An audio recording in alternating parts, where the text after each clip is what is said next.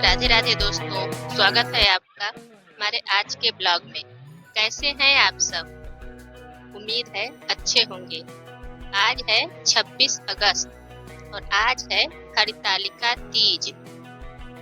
आप सभी माताओं और बहनों को मेरी तरफ से हरितालिका तीज की ढेर सारी शुभकामनाएं। तो आप सभी का व्रत होगा, मेरा भी व्रत है आज। तो मैं सुबह ही उठ गई थी, अभी बज रहे हैं सुबह के 4। तो मुझे सब साफ सफाई करना था, किचन की सफाई करनी थी। तो सारा सामान वगैरह मैंने निकाल लिया है, उसको अच्छे से धुलना है पूरा। और तीज के बारे में आप लोगों को एक खास बात बतानी है, और वो ये है कि व्रत के दिन संकल्प जरूर लेना चाहिए। सुबह के समय नहाने के बाद भगवान के सामने मंदिर में खड़े होकर फूल हाथ में ले लें या फिर जल ले लीजिए और उससे संकल्प लीजिए।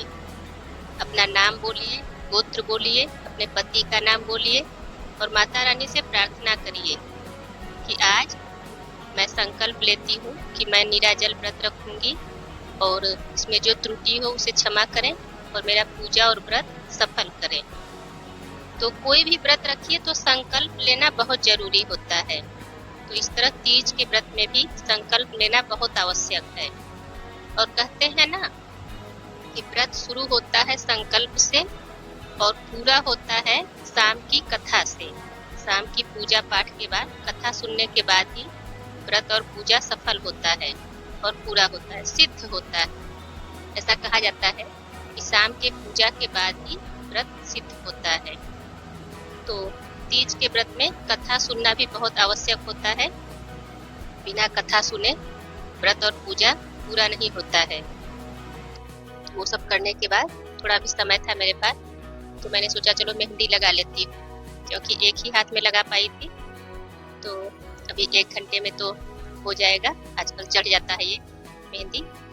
और वैसे तो मुझे आता नहीं है लगाने, लेकिन बस ऐसे ही लगा लेती हूँ, काम चलाऊँ।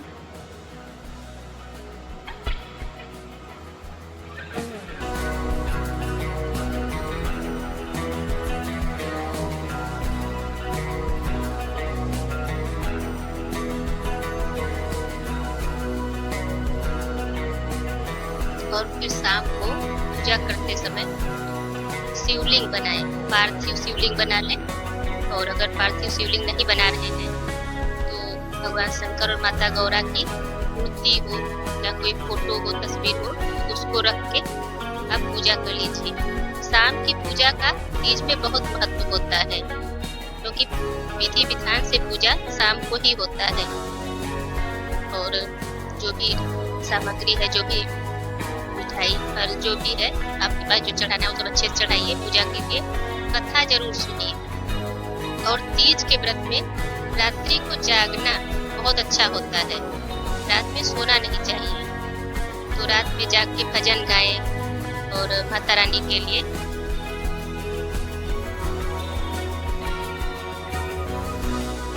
तीज के दिन 16 श्रृंगार करें और नए वस्त्र पहने। और अगर नए वस्त्र नहीं भी हैं तो कोई बात नहीं है, वो साफ होना चाहिए, शुद्ध होना चाहिए। आप उसे गंगा जल छिड़क कर शुद्ध कर लें और विधिवत पूजा करें, माता की आरती करें, भजन करें। और जितना देर तक हो सके रात्रि में जागकर जरूर पूजा प्रार्थना करें, भजन गाएं। और तीज के दिन जितना हो सके श्रृंगार करें, 16 श्रृंगार जरूर करें, क्योंकि ऐसा कहा जाता है कि माता रानी 16 प्रकार का आशीर्वाद देती है। इसीलिए तीज के दिन 16 श्रृंगार का बड़ा महत्व होता है। स्त्रियों को मेहंदी, महावर, चूड़ी, बिंदी, बिछिया, मतलब सारे प्रकार के श्रृंगार जरूर करने चाहिए। और तीज की पूजा के बारे में तो बताया गया है कि जो लोग व्रत नहीं रखते हैं वो लोग भी अगर 5 प्रकार के फूल भी चढ़ा दे भगवान शंकर को तो भी भगवान प्रसन्न हो जाते हैं। और तो और अगर 5 प्रकार के फूल नहीं है तो 5 पौधों की पत्ती ही चढ़ा दे भगवान को। 5 प्रकार की पत्ती और उसके साथ एक सफेद फूल। उन 5 पत्तियों पर चंदन का टीका लगाकर और सफेद फूल के साथ अगर शिवलिंग की जो जलाधारी होती है, जहाँ से जल निकलता है, बहता है, वहाँ पे टच करा के शिवलिंग पर अर्पित कर दीजिए। तो ऐसा कहा जाता है कि भगवान शिव आपकी सारी मनोकामनाएं पूरी कर देते हैं। तो मेरे पास फूल और पत्ती सब आ गया है, वही सब मैं देख के रख रही हूँ शाम की पूजा के लिए। सुबह की पूजा हो गई है, अभी शाम की तैयारी करनी है। तो अभी गुजिया वगैरह सब बनाना है, वही सब मैं देख के रख रही हूँ।